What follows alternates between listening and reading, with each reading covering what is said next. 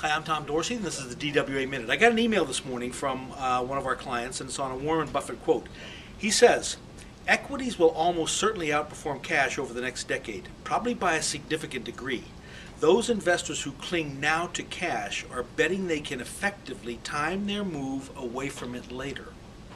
In waiting for the comfort of good news, they are ignoring what Wayne Gretzky once said. I skate to where the puck is going to be, not where it's been."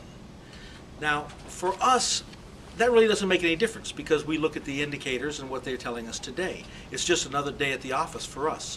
So people tell us whether the market's going to go up, it's going to go down. I got an email this morning from one of our people in China, and he mentioned to us that people think that the bubble in China is overblown. I emailed him back to him and said, it doesn't make any difference to us. We manage models in China. The models will run themselves on a relative strength basis, and that's it. So as far as our models are concerned, we have a double dose of U.S. equities right now, and 1/3 of the portfolio is in cash. So one way to think about equities would be, what if I wanted to just make one purchase? And let's say if I wanted to own U.S. equities, I could buy the Standard & Poor's 500, which is the 500 largest stocks in America. But which one would you buy?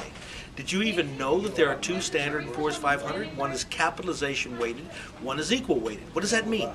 Well, one Standard & Poor's 500 is capitalization weighted, which means it's like Congress. Each state has a different number of congressmen. If you look at California, they probably have the most congressmen. Massachusetts, the same thing. Florida, the same thing. But once you get into the middle of the country, like in Kansas or Missouri, they have few congressmen relative to California. That's capitalization weighted. On the other side, you have the Senate, which has 2 senators for each state. That would be equal weighted.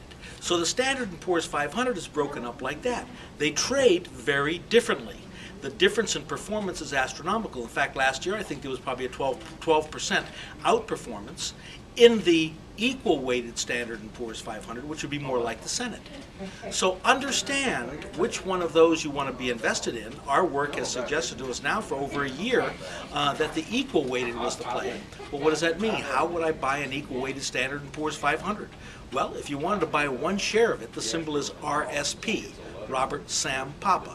Most people don't even know this, that you can go to your discount broker, buy one share of the RSP, you just bought 500 stocks in America, and your foot's in the stirrup. So that's the DWA Minute for today.